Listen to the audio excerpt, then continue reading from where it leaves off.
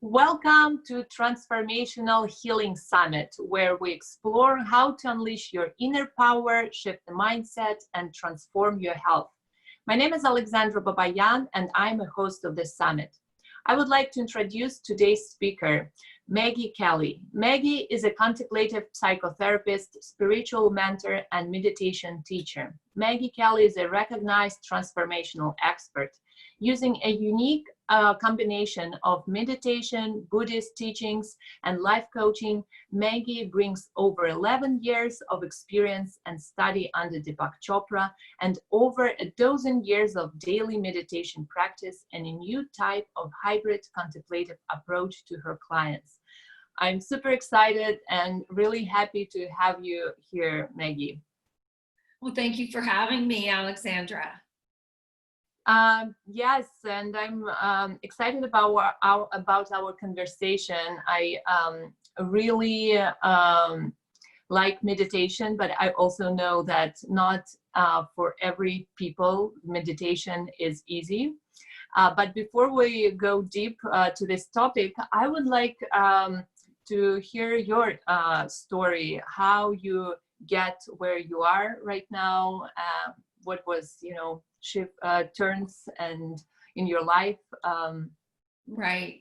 Well, first of all, I don't think anyone comes to spiritual awakening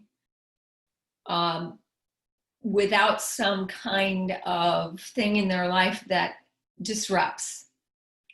And for me, that was also true. I don't see clients that come to me when everything's going great. Usually people come to seek help and guidance when they need to move or they're being called to move forward. And that for me was certainly the case. I am a mom of 2 children now who are adults, but I came to my spiritual path when at the birth of my second child, my youngest, who was born chronically ill. And this wasn't something that I planned on. I didn't know. It was completely unexpected. I always say that I sort of got hit over the head with one of those big cast iron skillets. Mm-hmm. And I think for a while, my son has cystic fibrosis. It's chronic, it's progressive, it's life shortening, and there is no cure. And the average age, life expectancy is about 40. And so this was, as a new mom, this thing that just hit me. And I think for many, many years, I thought, I'm in charge. I got this. I got it all handled. I know what I'm doing. I don't need help. I got this. And then this situation arose. And clearly, I didn't have a clue what I was doing. I didn't have any facility around the conversation of cystic fibrosis or keeping him well or anything like that. And I remember being very, very immobilized, truly immobilized by not knowing what to do. He's my child. He's a little baby. He's, I'm his mom. I'm supposed to know. I'm supposed to have the answers. I'm supposed to take him to the best doctors. I'm going to find a cure, even though there isn't one. My mode of thinking was, let's fix it. Mm-hmm. And at some point, I think he was about 3, when I realized I don't have any control over this situation. And it sort of hit me. It hit me like a epiphany of, isn't that awesome? Like a relief. I don't have control. But the other side of it was an absolute panic of, oh my God, I can't fix this.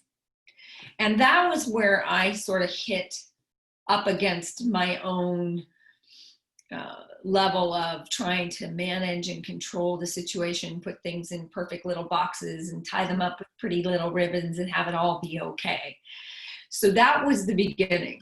And when I had that revelation, I realized, there's more to this. I need to explore for me. I need to grow from this in some way. And I don't really even know what the heck I'm doing. Mm-hmm. So Deepak Chopra had a center for well-being right here in my community. I'm in San Diego, and in North County, San Diego, Deepak had a wellness center. And I remembered in college having read a book written by Deepak and being very moved by it. And I actually still have that book. So that's been a while because I was in college a long time ago. And I picked up the book and I saw that the center was right here, like 20 minutes from my home. So I decided to do one of his courses. And when I did, all of Deepak's courses begin with teaching the practice of meditation, mantra-based meditation. And so that was where I was originally introduced to meditation. And I just got hooked, totally hooked. So I've been meditating since that day, that first day with Deepak. Wow.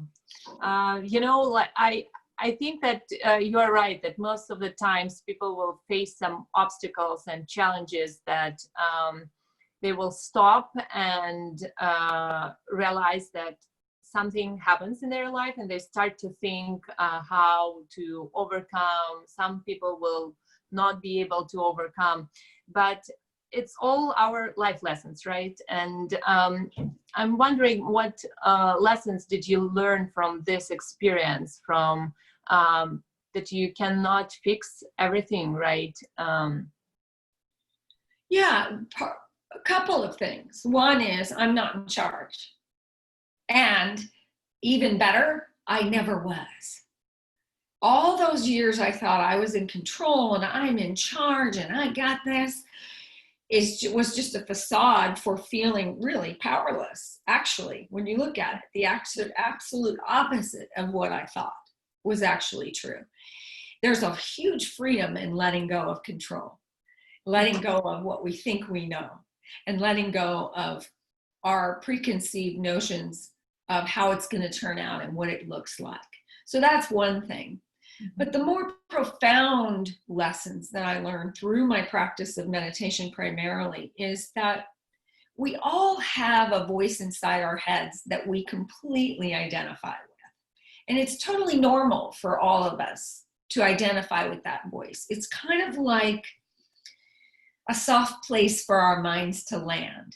It's like if nobody else is out there having a conversation with me, I can at least have this conversation in here. I tell my students that this is a very dangerous neighborhood to be in alone, your mind. Because for the most part, we tend to fall into the negative conversations. We have what's called a negativity bias. We will tend naturally as human beings to gravitate towards the negative that we're thinking as opposed to the positive. We negatively label our interactions and our interpretations. It's just kind of how we show up. So in the time before I started my spiritual path, I was buying into those negative interpretations and those negative labels. And I literally thought my life was the narrative in my mind. That the narrative in my mind was the truth. And really, we are not our thoughts. We are simply the ones that think the thoughts. But for the most part, if we're not paying attention, we allow those thoughts, negative or positive, but mostly negative, to give us a sense of who we are, give us our sense of self.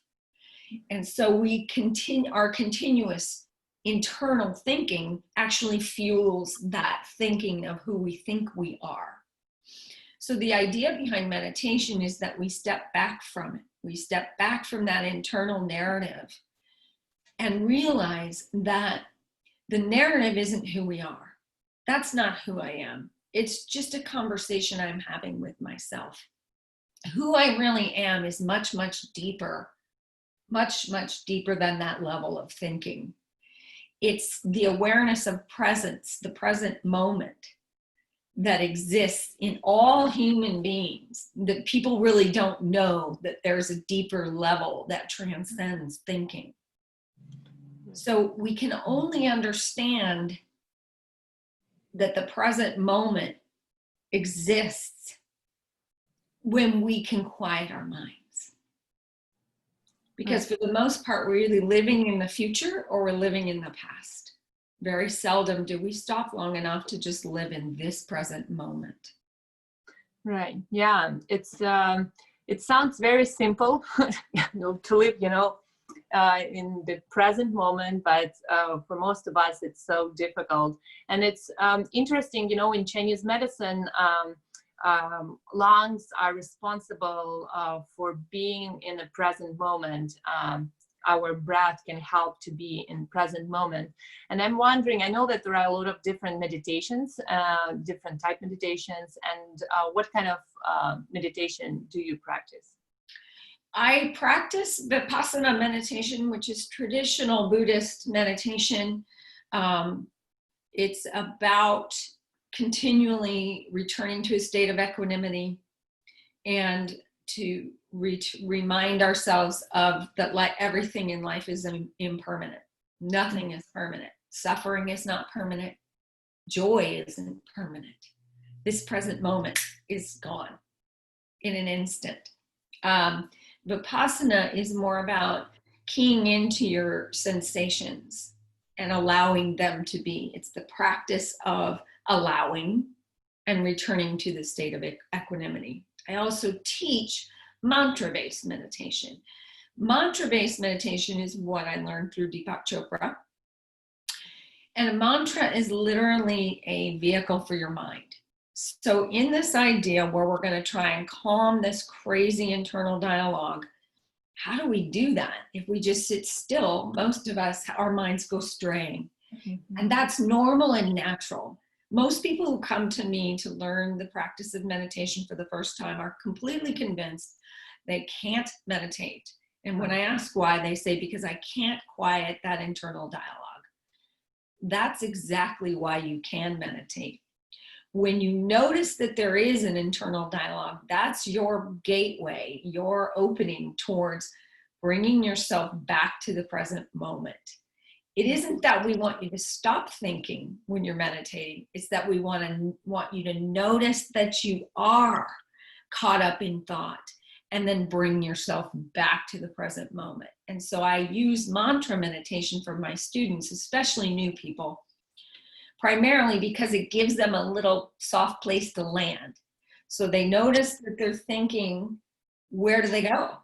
How do you stop? Well, you bring yourself back to this mantra that I give them. And you do that over and over and over again throughout your meditation practice as a development of a muscle. It's a new muscle that you're developing. This muscle of not allowing this internal dialogue to take you out of the present moment over and over again. Right. Yeah. Sometimes I see our minds, like a small puppy that is, running around and go somewhere, and then you kind of bring it back. Interesting about the sound mantra, right? Mantra meditation. Sorry. What kind of mantra? Is it like mantras for everyone, or is it like specific sound?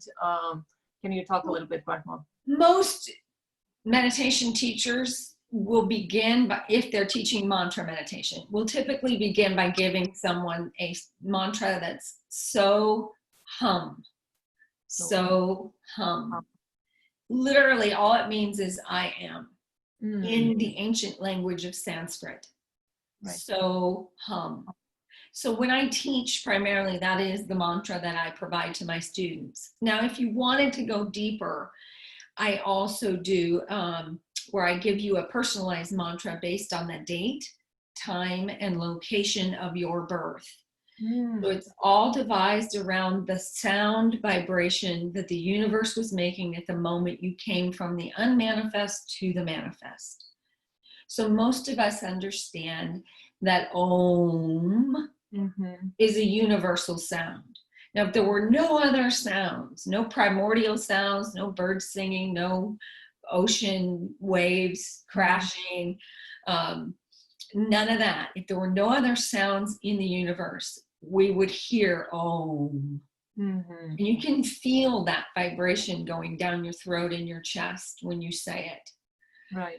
So that is always and already existing as a sound in the universe. And at the moment that you came into the manifest, the universe was making a different sound. based upon where the moon was at the moment that you were born. So using the date, time, and location of your birth, with the help of my friend who's a Jyotish astrologer, we calculate a personal mantra for you based on your birth information. Yeah. Now that is the most powerful mantra on the planet for you. Yeah. That I love it. I really want to have this mantra for myself, because I also noticed that when I'm practicing myself mantra meditation, Om, or different sounds that even those sounds doesn't have any meaning, right? Mm-hmm. Our mind is getting really curious about those sounds and becoming quieter and kind of stop, going out. So I feel like that this sound meditation is really approachable, especially right how you're saying for beginners.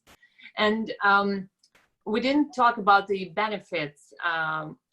Most of the people know, benefits of meditation, that it helps to manage your stress level. But are there any other benefits? Oh, there's many, many benefits to meditation. When I first teach an introduction to meditation, we primarily begin with our physiology, what's going on in our physiology. Because a lot of people come to me with anxiety and depression and insomnia, all kinds of disease, whether it's adrenal fatigue or high blood pressure, cancer, or you name it. So first, what I teach is let's simmer down the physiology, because until we can simmer down your physiology, your mind will not follow. Mm-hmm. So the process of meditation and teaching you meditation is returning you to a state of wholeness in body, mind, and spirit. So we start, or at least I do, with the body, with trying to get you to simmer down this frenetic activity that our physiology wants to have. Most of us are living in a chronic state of stress. We've bought into a perception that happiness somehow can be found out there. That if we just have more money, or have more stuff, or have a better job, or have this title, or have a 3-car garage, we're going to be happy. And more often than not, we get all that stuff and we're no happier than we were before.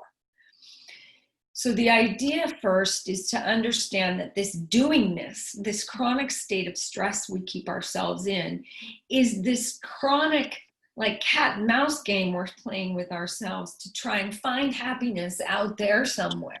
Mm-hmm. And we think all you have to do is turn on the TV and look at how many ads are telling you that if you bought this, you'd be happy. If you owned that, you would be happy. If you went on this vacation, you'd be happy.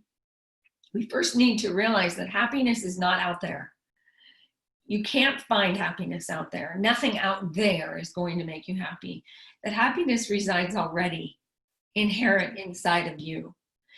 And what's keeping you from happiness is that chronic hamster wheel life of trying to find it somewhere else. Mm. So that's the first misinterpretation of reality that I try to bring to the forefront. But in so doing, we need to realize that this chronic state we're in is really the chronic state of fight and flight. Right. We're in survival most of the time. In particular now, during this time of COVID, many people truly are in a full-on state of survival. They've lost their jobs. They don't know how they're going to pay the rent. They have no health care. Someone in their family has passed away. Those people are in a full-on state of survival. The rest of us, we may think we are, but really, if you're healthy, you have money in the bank, you have a decent job, we're just waiting out the time we get to leave the house again, right? We're not really in what's really survival mode. But a lot of us don't understand that. We're so captivated by this false sense of happiness being out there that we haven't stopped for a moment to realize that none of that makes a difference. Right. So it's about being able to return to a level of consciousness that reminds us that we have everything we need right here, right now, inside us. But as long as we're in that frenetic mode of fight and flight, we're never going to be able to see that because we're chasing the wrong thing. So in meditation, when you ask what are the benefits, one of the huge benefits is first, let's calm the physiology, because when we can calm the physiology, then we can start to tap in to the internal conversation that isn't full of all that other stuff we were talking about, before. Yeah. Right. So one is that. So when you are able to return to the present moment, all of the sudden, at least for me, I started to notice that my creativity started to blossom, that who I am as a creative person started to blossom. I noticed that I was becoming a better listener, that everything on the inside, that internal dialogue was settling down. It made it so I didn't have to talk all the time either, that I was more present in my conversations with others. Right. I was also much more focused when in my business, in my conversations, in my writing, much more focused instead of that, like you said, little puppy, sort of pinball mind going back and forth all the time, much more relaxed. And I also felt like because I was more relaxed and calm, my decision-making capability was better because I wasn't reacting. So the idea being, instead of reacting, we're responding. That's the huge thing that comes out of meditation. So instead of being in that reactionary mode, we are responding. Right. So those are just a few of the benefits, other than I never have trouble sleeping. Right. Never. Yeah. And I feel like meditation affects, our body on physical, mental level. And when we reduce stress level, our inflammation goes down and all other chronic diseases can, start to disappear. So it's just this small practice can change a lot of things. And I know that Vipassana practice, originally it's 1 hour in the morning, 1 hour in the evening. And for me personally, it was so hard to begin with that because it's, hard to sit for 2 hours per day. How many minutes or hours a person need to practice to start to see some results? Well, I have some recommendations, but I also have some ideas for you. First of all, no single moment spent in your spiritual practice ever goes to waste. So whether it's 5 minutes or 30 minutes or an hour, give yourself a break. Start where you are. So if where you are is, I am really fidgety, my mind is going nuts, I don't think I can do this at all, start with 5 minutes. Literally set a timer for 5 minutes and just sit. And every time your mind wants to stray, just come back to your breathing maybe. Just come back to your inhale and your exhale for 5 minutes. Gradually, as time progresses, maybe add a minute each week and slowly let yourself go further and further and accumulate the time. For me, when I started out, the way Deepak Chopra taught me was 30 minutes twice a day, every day. And so sitting in with the timer at 30 minutes, and no matter how fidgety you got, the idea was commit to sit, even through the fidgets, because that's part of the training. Because at the time I was the pinball brain, always looking for the answer, hyperventilating through my life, really. And so for me to sit for half an hour was excruciating. But I also understood the name of the game. The name of the game is that you commit to sit, and that even inside of all of that angst and that internal dialogue, that you're beginning to retrain your brain to come back to the present moment. It isn't about training your brain. It's about retraining your brain, because the silence is always there, always there. We're the ones who fill it up. We're the ones who add television or texting or, running. Multitasking. All of it. Everybody has their go-to to fill up the silence, whether it's gambling or drinking or smoking or texting or, television or whatever it is. We all find a way to get out of the silence when we're uncomfortable being with ourselves. And so this is a practice of you remembering what it's like to be with yourself. Right. Returning yourself to that state of wholeness that you left, that we left, right, as human beings. Yeah. And I like that you're saying retrain, remembering, because I feel like when we say to our ego, our brain, that now I will train you, it starts, to resist even more. But if you're kind of saying, we will retrain it's more receptive and more. That's a wonderful point. Yeah. Because when you come at it from that other place of I'm going to train you, it's almost as though we're setting you up to think that something's wrong with you at the beginning. There's nothing wrong with any of us. The most important thing we need to remember is show up right where you are. Right where you are.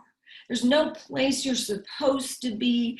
There's no way it's supposed to look. It's not supposed to turn out a certain way. Every single time you sit to meditate, it will be different, because every single day you are different. You don't know what's going to happen this afternoon. Who knows what's going to happen? You don't know what happens tomorrow. And all of those interactions take our managing, right? Right. So bring who you are to the process. And I always say to my students, put the bat away. Because a lot of us just hit ourselves over the head with a bat. We like to make ourselves wrong, that negativity bias we talked about earlier. Put the bat away. Show up just as you are, because you're perfect just as you are. And what we're doing now is to retrain you to return to a state of wholeness in body, mind, and spirit. Right. I like it. And I like that, some people will say like, oh, I don't have 30 minutes, so I will not be able to do it. But if you're saying, just begin 1 minute, 5 minutes, and that's more approachable and not so, not too much pressure, because 5 minutes you always can find, during your day. And all about commitment, because that will help to build your self-esteem also, right, and self-belief. So I really love your recommendations there. Very simple and doable. So the key is really commit to sit. Right. Commit to sit. And so the idea being that if you put 10 minutes on your little timer, that no matter what happens, you're not going to move. I mean, maybe you're scratching or whatever, but you know what I mean. You're not going to leave the practice just because you got distracted, because that would be the opposite of the purpose, right? The purpose is to notice when you got distracted and train yourself to return to the present moment over and over and over again. You may do that thousands of times in your 20-minute meditation because your mind is all over the place. But you will find that in the practice of meditation, and I usually say it takes about 2 weeks of dedicated practice twice a day, every day, for you to notice a difference. And I always say it's a profound shift, but it's very subtle. And some other people around you may notice a shift in you before you notice it in yourself. In fact, I have students whose kids have said, I don't know what's going on, but mom doesn't scream anymore. She's not mad all the time. And the mom is like, what? I didn't even notice that about myself. Right. So I say that the shift is subtle, but it's very profound. It's from reaction to response. That's huge. That's huge. Yes, I agree. And I wanted to talk a little bit about the negative talks. All of us have those self-critic, and some people have more louder voices, some are lower. But I'm wondering, is there any chance that, after couple of years meditation, that self-critic will kind of disappear, or maybe will become not as loud? Peace and mind. Absolutely. It won't take years. Mm-hmm. So that's the good news. Yeah. Here's the thing. Meditation isn't about working towards something. Mm-hmm. You're not striving, because that's how we live our lives, right? We're looking for happiness. We're working 51 weeks a year so we can have 1 week of vacation. We're never in the house we pay all the mortgage for, and we work so hard to pay the mortgage for.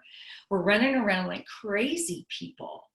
So meditation is not in that vein. It's completely the opposite. It's about returning you to your ground state of being, as Eckhart Tolle calls your essence identity. It's that who you are is below all that internal dialogue. It's deeper than that internal dialogue. But you can't get there as long as the internal dialogue is clouding over and covering over who you are at your ground state of being. Like if you just look at a newborn. Just look at a newborn. Hold a little newborn in your hands and your arms and look at that newborn. Nothing is clouding that newborn's thinking. They're just there. Yeah. They haven't arrived to that level of consciousness of conceptual thinking, right? Where there's this stream of thoughts and all that stuff, right? They're just taking in all the sensory perceptions around them. They're completely present, completely peaceful. Yeah. So in that moment, you're not really perceiving and thinking, you're just being. So if we can return to that state of innocence, like a baby, that's the whole point, right? It's before somebody says something mean to us in 2nd grade, or we get a bad grade on a test in 5th grade, or somebody says no when we ask them out. It's before all that. It's actually under all that. Right. Something happens, right? And we make it mean something. Right. So whatever we make it mean, that we do have an opportunity to look at, right? That's why I connect my practice together with the contemplative practices and my psychotherapy, contemplative psychotherapy. That's why I connect the two, because what I found over time is my clients, when you start to meditate and you actually start to return to that level of consciousness internally, lots of things that you've been avoiding thinking about or dealing with start to surface. They start to bubble up. So what do you do with that? So that's why I marry the two, is so that you can start to get still enough to listen to your true self and uncover and discover and discard all of that perceptual negative thinking that's on top of who you really are. Right. Yeah, and I agree. It's such a great idea, to also have those two techniques, approaches together, because a lot of things that happens over the time, right? It's like onion. You're kind of peeling out all the layers before you get into the core. So yeah, I can see how it can be very successful, kind of this approach. That's almost our time, but before I will ask the last question, can you tell a little bit more about your center? I know that you have an amazing center, and about free gift that you've prepared for our audience. Yes, Satsang House Spiritual and Meditation Center is located in the San Diego area. It's gorgeous. It's over an acre of flowers everywhere. Flowers and birds and bunnies and butterflies. It's absolutely gorgeous. And it's where I teach meditation. I also hold my coaching sessions, but I also do things online through Zoom and by phone. So what I'm offering your listeners is a complimentary 60-minute coaching session with me. And the link will be here, and you can just sign yourself up and we can connect that way and see what I might be able to do to help you. Wow, 60 minutes. Wow, that's super generous. Thank you so much. And last question, what is your big vision for this world? You know, when I first started my business about 4 years ago, I was thinking about that question, and really the answer for me is I want my life to be about creating world peace, one person at a time. Oh, that's a great, great vision. And again, approachable, right? Right. And really my biggest piece of advice is go easy on yourself. There's nothing wrong. There's nothing wrong with you. Just take it one day at a time, add a minute here and there. It's your practice. Nobody's standing over you watching. It's your practice. So make it your own. Yeah.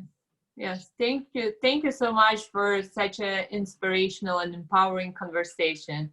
It was great and a lot of tips and recommendations. And thank you for sharing your knowledge. Yes. Thank you for having me, Alexandra. Thank you so much.